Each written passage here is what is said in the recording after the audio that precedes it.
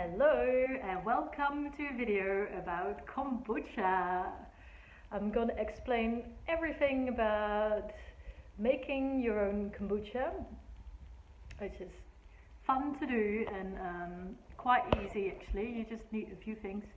I'll tell you all about it, but first I'll tell you a little bit about what kombucha actually is. In short, it's a fermented tea.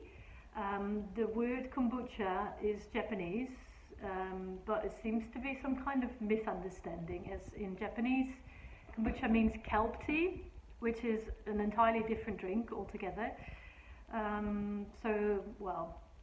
What we know as kombucha is a fermented tea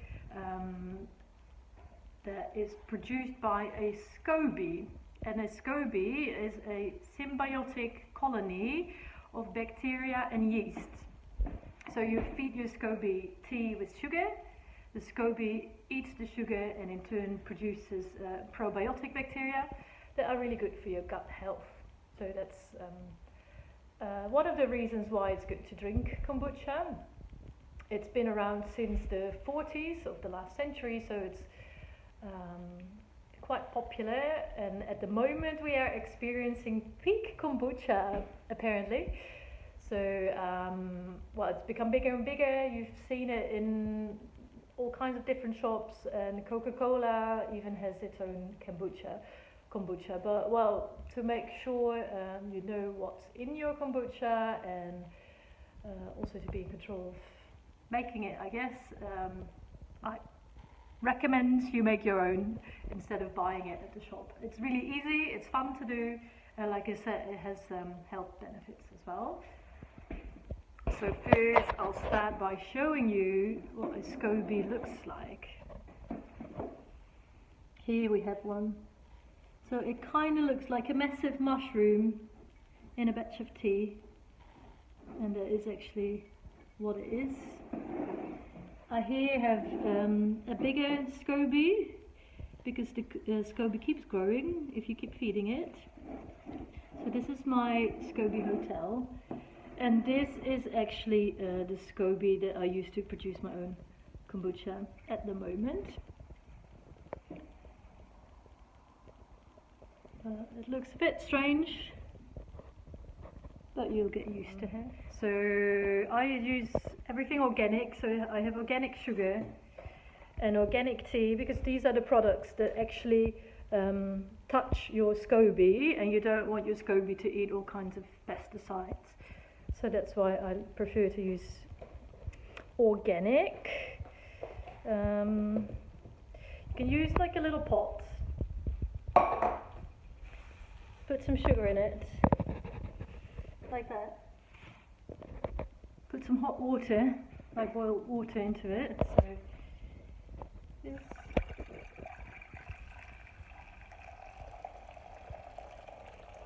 And I guess you need about like a liter and a half, something like that. So you make it as if you would make a normal tea, but then with loads of sugar.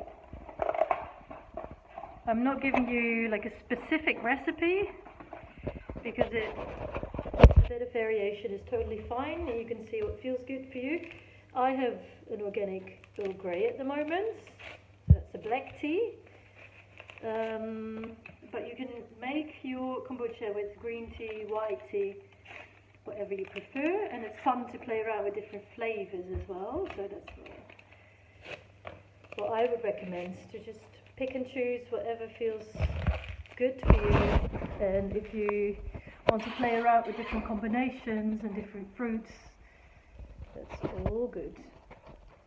So here we go, just some boiling water, organic tea and organic sugar. I'll just leave that to cool there, because it's important that you don't burn your SCOBY. So make your tea and allow it to cool before you actually feed your SCOBY. So I'll do that and show you the rest of the video later. So you have a SCOBY. Now what? Well, first of all, name your SCOBY. Can be any kind of name that you like, something that feels good, because it's a living creature. And it's nice if you can actually communicate with it. So give it a name that seems suitable. And then of course feed it. So if your tea is cooled down enough, you just add it to the container with your SCOBY.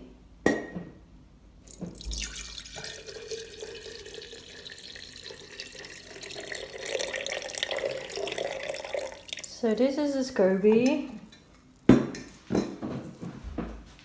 that has a nice batch of organic tea with organic sugar added to the jar. And she can start doing her job, which is fermenting. So in this case, digesting the sugar and giving out the probiotics. It's good to cover your SCOBY in the meantime. So put a bit of cloth on top. You can use like a cheesecloth, I think it's called muslin. So she can breathe. Oh, whoops. This one looks cute. So your SCOBY can still breathe, but there's not going to be any dust or dirt falling into your kombucha. This you just put away in a place that is not too bright and room temperature, and you leave it there for about a week. After a week, it's very likely that your SCOBY has consumed all of the sugar in your tea. You can have a little sip to try it out, or you could even smell it. It should be quite acidic.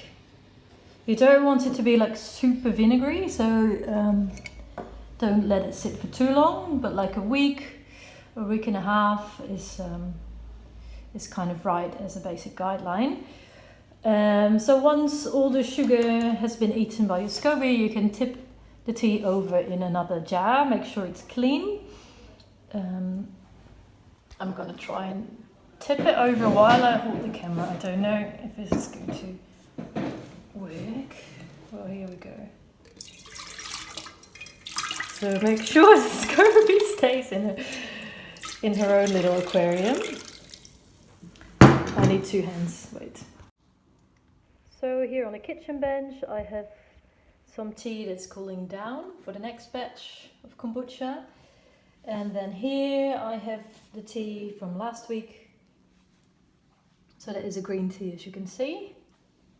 And it stayed with the SCOBY for a week. And now I put it in the separate jar and I can add my fruit to it. So I chose to add some passion fruit.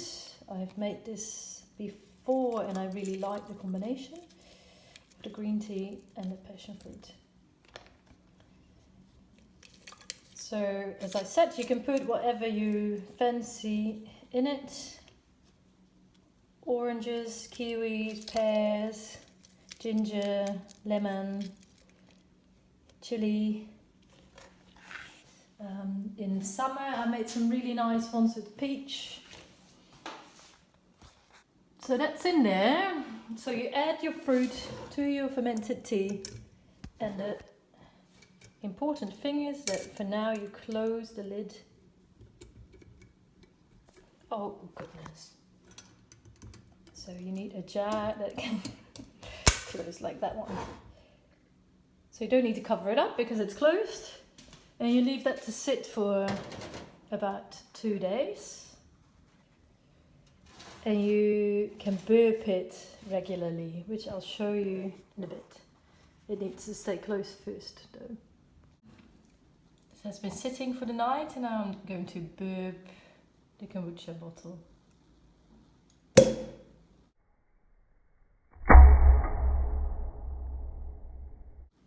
That's it. You leave it open for a bit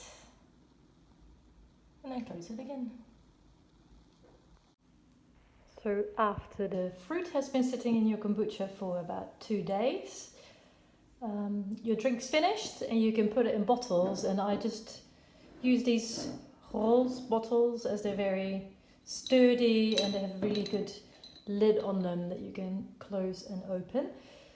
So tip it into the bottles. I use that one to do that. And put it in the fridge and your drink is done. So here I have actually a ginger kombucha that has been in the fridge for a while. It has some bubbles in it. I'll show you. Oh my goodness, how do people do this? Wait. Yes, so high, the other way around, and 2 hands available to open a bottle.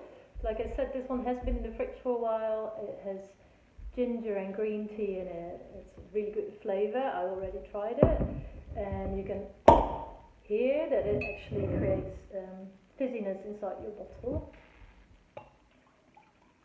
And you can just pour it out and enjoy it. That's how you make a kombucha. Fantastic.